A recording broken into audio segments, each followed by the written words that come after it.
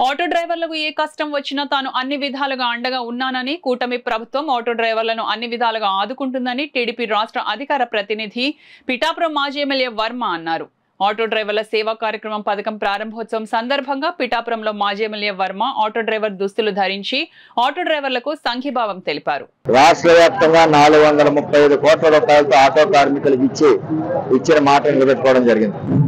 కూటమి ప్రభుత్వంలో అటు చంద్రబాబు నాయుడు గారు, ఇటు కళ్యాణ్ గారు, నరేంద్ర మోడీ గారు మేనిఫెస్టోలో ఏదైతే ఇచ్చారో అవన్నీ కూడా అమలు చేసుకుంటా ముందుకు వెళ్తున్నారు.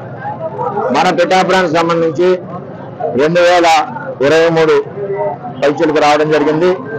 3,03,00,000 రూపాయలు పిఠాపురం నియోజకవర్గానికి ఈ రోజు ఆటో కార్మికులకు ఇవ్వడం జరిగింది.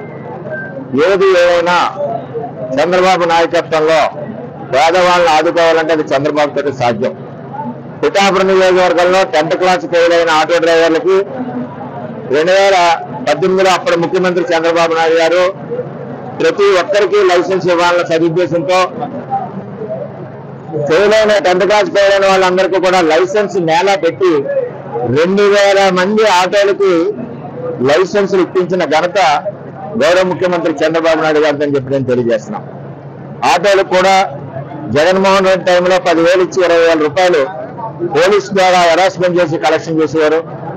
ఈ రోజు చంద్రబాబు నాయుడు గారు ప్రభుత్వం నుంచి పోలీసు డిపార్ట్మెంట్ హెరాస్మెంట్ లేకుండా వారి అకౌంట్ లో 15,000 ఇచ్చి వాళ్ళని ఆర్థికంగా నిలబడడానికి ప్రయత్నం చేస్తా ఉన్నారు. ఏదైనా పోలీసు అధికారులు అవసరమైతే వాళ్ళు ఏ విధంగా నడుచుకోవాలో మీరు కౌన్సిలింగ్ ఇవ్వాలి, కానీ వారికి ఆర్థిక ఇబ్బంది కలిగే కేసులు రీపైన ఇవ్వడం ఆ విధానం తప్పని నేను తెలియజేస్తున్నా.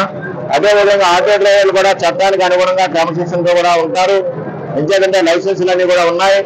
ఆ విధంగా వాళ్ళకు కూడా కౌన్సిలింగ్ ఇచ్చి వాళ్ళు ఆర్థికంగా నిలబడడానికి ఇటు అధికారులు అటు ప్రభుత్వం అందరూ కూడా కలిసికట్టుగా పనిచేయాలి. ఏదైతే ముఖ్యమంత్రి గారు ఈ రోజు ఆటో కార్మికులకు 435 కోట్ల రూపాయలు రాష్ట్ర వ్యాప్తంగా ఇచ్చారో వారికి ధన్యవాదాలు పిఠాపురం నియోజకవర్గం తరఫున తెలియజేస్తారు.